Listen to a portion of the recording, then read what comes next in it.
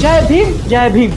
मैं यहाँ पर संविधान की अच्छाइयाँ गिनाने नहीं जाऊंगा, क्योंकि मुझे लगता है कि संविधान कितना भी अच्छा क्यों न हो, वो अंततः बुरा साबित होगा अगर उसे इस्तेमाल में लाने वाले लोग बुरे होंगे, और संविधान कितना भी बुरा क्यों न हो, वो अंततः अच्छा साबित होगा अगर उसे इस्तेमाल में लाने वाले लोग अच्छे होंगे। कहते हैं कि शिक्षा शेरनी का वह दूध है कि जो जितना पीता है उतना दहाड़ता है, और ऐसा कहने वाले व्यक्ति का नाम था डॉक्टर भीमराव रामजी अंबेडकर, जो कि आगे चल करके आजाद भारत के उन्नति के लिए भारत का संविधान की रचयिता भी करते हैं।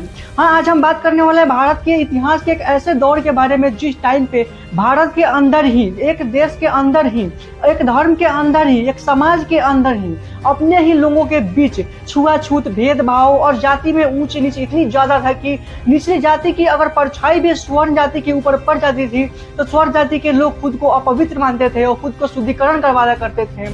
उस समय से निकल करके कैसे भीमराव अंबेडकर ने आगे बढ़ करके अपनी नाम पूरी दुनिया में कमाई और उस जाति प्रथा की खत्म कैसे किया, उसके बारे में हम जानने वाले हैं इस वीडियो में।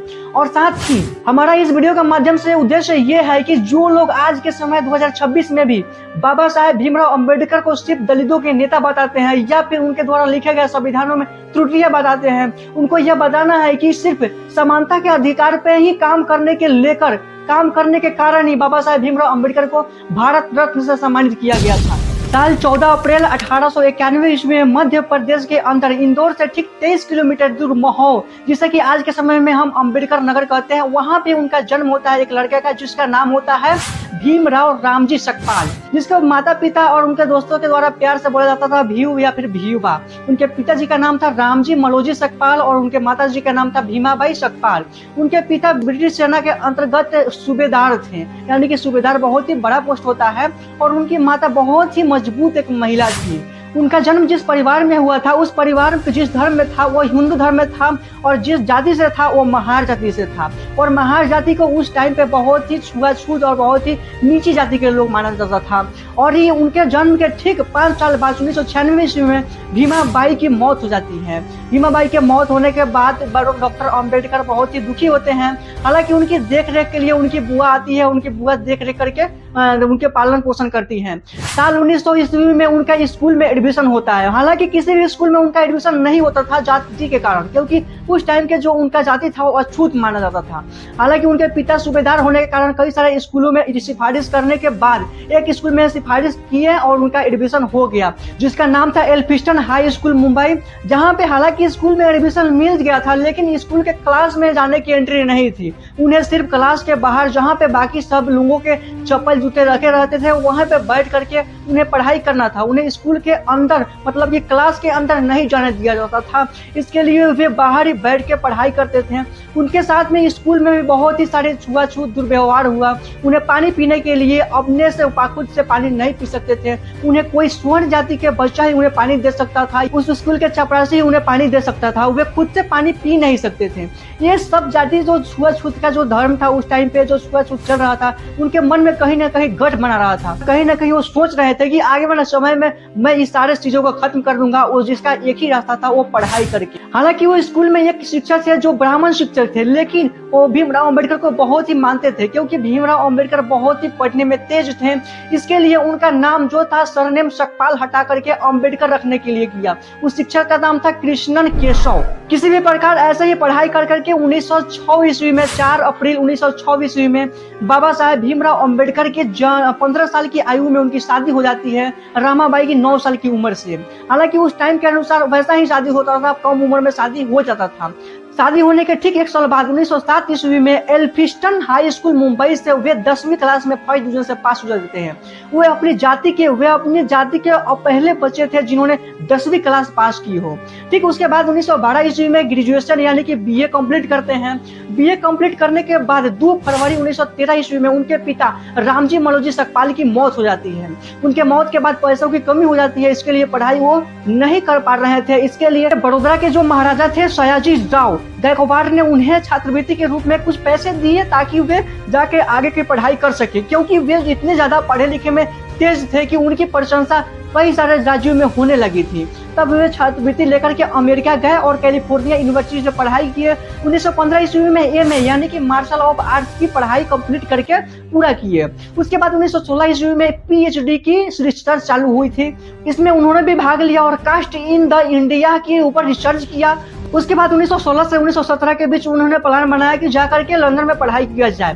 लंदन में पढ़ाई करने के लिए लंदन स्कूल ऑफ इकोनॉमिक्स में जाकर एडमिशन लिए और साथ ही लॉ की भी पढ़ाई शुरू की। लेकिन उस टाइम में प्रथम विश्व युद्ध चल रहा था, जिसके कारण उनकी पढ़ाई पूरी नहीं हो पाई, स्कूल बंद हो गई थी और छात्रवृत्ति पूरा नहीं आने के कारण वे वापस भारत लौट आते हैं। भारत आने के बाद बड़ोदरा में एक उन्हें नौकरी मिलती है जो कि सियाजी राव गायकवाड़ के अंदर मिलती है काम करने के लिए।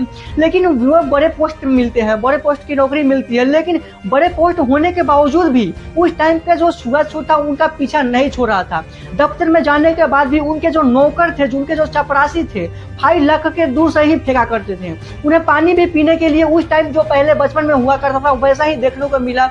इसके लिए वे नौकरी कुछ दिनों के बाद छोड़ देते हैं। 1920 ईस्वी में वो नौकरी छोड़ देते हैं क्योंकि उन्हें लगता है कि ऐसा हमारा काम नहीं चलने वाला है, हमके समाज को सुधारना ही होगा, सुधारने के लिए हमें पहले पढ़ाई करना होगा। इसके लिए 1920 ईस्वी में फिर से वे लंदन जाते हैं और लंदन स्कूल ऑफ इकोनॉमिक्स से अपना पढ़ाई कंप्लीट करते हैं। 1923 ईस्वी में डीएससी की डिग्री हासिल करते हैं, डॉक्टरेट ऑफ लॉ की पढ़ाई पूरा कंप्लीट करते हैं। पढ़ाई कंप्लीट करने के बाद अब इंटरेस्टिंग पॉइंट ये आता है कि वे समाज में उतरते हैं 1924 ईस्वी में पहली बार। 1924 ईस्वी में वे बहिष्कृत सभा लागू करते हैं। बहिष्कृत सभा का मतलब यह था कि जितने भी दलित समाज के लोग थे उन्हें जो भी शिकायत करनी थी वह बहिष्कृत सभा में आकर के अपनी शिकायत करते थे और उस शिकायत को ले जाकर के सरकार के समक्ष रखने का काम करते थे बाबा साहेब भीमराव अम्बेडकर। लेकिन इससे ज्यादा कुछ होता नहीं है। इसके लिए 20 मार्च 1927 ईस्वी में महार सत्याग्रह करते हैं और महार सत्याग्रह में होता यह है कि जितने भी दलित लोग हैं, दलितों को तालाब से पानी पीने के लिए अधिकार दिलाने के लिए बाबा भीमराव अम्बेडकर आकर के खुद से प्रोत्साहित करते हैं और उन्हें पीने के लिए अधिकार दिलाने के लिए आकर जाते हैं और जाकर के तालाब से खुद वे पानी पीते हैं। स्वर्ण जातियों के लोग के सामने ही पानी पीते हैं, जिससे कि वहाँ पे मामला थोड़ी सी खराब हो जाती है। लेकिन उससे फिर निकल जाते हैं बाबा साहेब भीमराव अम्बेडकर होने के कारण और उस टाइम से तालाब में पानी पीने के लिए दलितों को भी हक मिल जाता है। ठीक उसके बाद 25 सितंबर 1927 ईस्वी में ही मनुस्मृति की आग लगा दी जाती है बाबा साहेब भीमराव अम्बेडकर के द्वारा। बताया जाता है कि मनुस्मृति में यह बताया हुआ था कि जन्म के आधार पर लोगों का जो था अलग अलग भेदभाव हुआ करता था, छुआछूत हुआ करता था, यह सारा का सारा जो था मनुस्मृति में लिखा हुआ था। इसके लिए उसे आग लगा दिया जाता है। वैसा ही 1930 ईस्वी में भी मंदिर में प्रवेश को लेकर, दलितों को प्रवेश के लेकर आवाज उठाते हैं, उसके लिए हक के लिए लड़ते हैं, लेकिन वे उस टाइम पे अधिकार नहीं मिल पाता है। अब उसके बाद आता है 1932 ईस्वी में पूना समझौता। पूना समझौता के दौरान यह बताया जाता है कि बाबा साहेब भीमराव अम्बेडकर ने गोलमेज सम्मेलन में यह पारित करवाया गया था कि दलितों के लिए निर्वाचन क्षेत्र अलग होना चाहिए और ब्रिटिश सरकार यह आवेदन सुनवाई कर भी ली थी और परमिशन दे भी दी थी। लेकिन महात्मा गांधी इधर नाराज हो गए थे कि महात्मा गांधी को ऐसा लगता था कि जब देश आजाद होगा तो एक पाकिस्तान तो पहले ही बनेगा और एक जो हमारा दलित भी है उसका भी क्षेत्र अलग हो जाएगा। इसके लिए उन्हें परमिशन नहीं देते हैं और भूख हड़ताल पे बैठ जाते हैं जेल में, जिसके कारण पूरे भारत में आक्रोश का माहौल बन जाता है कि माहौल ज्यादा खराब होने के कारण बाबा साहेब भीमराव अम्बेडकर पर प्रेशर पड़ता है और उन्हें जाकर के पूना में जाकर के महात्मा गांधी से यह समझौता करते हैं ताकि निर्वाचन क्षेत्र को छोड़ करके वे आरक्षण की ओर जाते हैं। जैसे कि उन्हें पहले के समय में 71 सीट थी, उससे 147 सीट कर दी जाती है। हालांकि भीमराव अम्बेडकर यह कहते हैं कि जो पुनः समझौता हुआ है ये मैं नहीं चाहता था, लेकिन दबाव के कारण हो गया है। उसके बाद 1935 ईस्वी में उनकी बीवी यानी कि उनकी पत्नी रामाबाई की मौत हो जाती है। उनकी मौत होने के बाद बाबा साहेब भीमराव अम्बेडकर मुंबई के नासिक में यह जनसभा में यह घोषणा करते हैं कि मेरा जन्म हिंदू धर्म में हुआ था, मेरा यह नियंत्रण नहीं था, लेकिन मेरी मृत्यु हिंदू धर्म में नहीं होगी। यानी कि उनका साफ साफ कहना यह था कि मैं जन्म तो हिंदू धर्म में हुआ है लेकिन मेरी मृत्यु हिंदू धर्म में नहीं होगी। इसके सुनने के बाद कई सारे दलित लोग हिंदू धर्म को छोड़ करके मुस्लिम धर्म को अपना लेते हैं। उसके बाद 1936 ईस्वी में इनहेलेशन ऑफ द कास्ट नाम के पुस्तक पारित करते हैं, जिसमें जाति प्रथा के बिल्कुल खिलाफ होता है। जाति प्रथा को बिल्कुल ही चुनौतीपूर्ण देने वाला यह किताब साबित होता है। 1942 ईस्वी में वे लेबर मेंबर के अंदर शामिल हो जाते हैं और लेबरों के लिए बहुत ही बड़ी काम करते हैं। जैसे कि पहले के समय में 12 घंटा को ड्यूटी माना जाता था, उसे कम करके 4 घंटे की ड्यूटी बनाया गया। जैसे कि पीएफ यानी कि जो भी लेबर अगर काम करने की स्थिति में नहीं होती है तो उसे पेंशन के रूप में बाद में दिया जाए, इसके लिए पीएफ भी लागू किया गया था। ईएसआई यानी कि काम करने के समय कोई भी उन्हें बीमारी हो जाती है या फिर कोई भी नुकसान हो जाता है तो उसे इलाज कराने के लिए ईएसआई से फ्री में इलाज करा जा सके। ये सारा का सारा जो सिस्टम लाया हुआ है ये बाबा साहेब भीमराव अंबेडकर के द्वारा ही लाया हुआ है।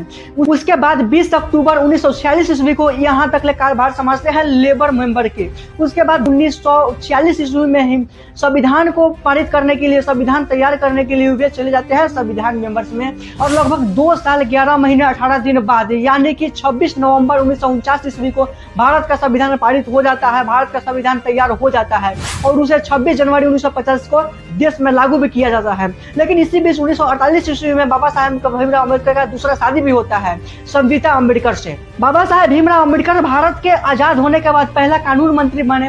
हालांकि कानून मंत्री ज्यादा दिन तक नहीं रहे क्योंकि वे चाहते थे महिलाओं को ज्यादा से ज्यादा आरक्षण मिले, लेकिन उनकी बातों को, उनकी बिल को बार बार रिजेक्ट किया जाता था। इसके लिए वे कानून मंत्री से इस्तीफा दे दिए।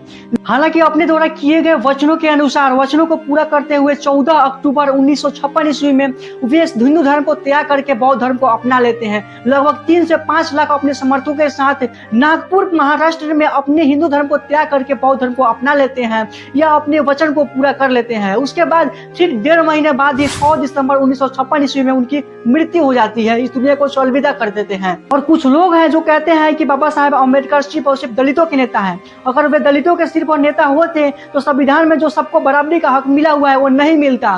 बाबा साहेब भीमराव अम्बेडकर अपने जीवन में इतनी ज्यादा संघर्ष किए हैं कि उनके ऊपर अगर पूरा दिन भी बात करें फिर भी उनके लिए शब्द कम नहीं पड़ेंगे, उन्होंने जितना अपने जीवन में संघर्ष किया हुआ है। आप इस वीडियो को उन लोगों के पास जरूर भेजिएगा जो लोग कहते हैं कि बाबा साहेब भीमराव अम्बेडकर सिर्फ और सिर्फ दलितों के नेता थे।